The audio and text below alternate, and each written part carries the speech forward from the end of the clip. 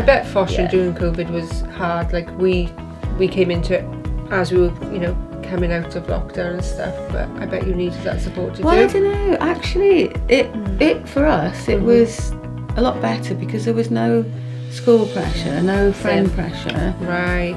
And actually I think as a family we're a lot closer because there was a lot less going on. And, but it was good we did do FaceTime, didn't we? And, sort of caught up in that way. Yeah. Do you remember little...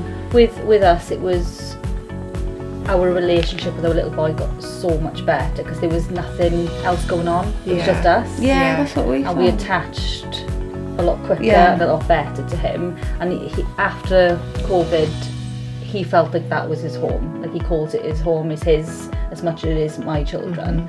But yeah, I can remember when they do the FaceTime videos, it was our little one, because he can't keep still for 2 seconds. I'd literally just have the phone following him around the house as he's like doing I remember that, because he was a lot things smaller. like that.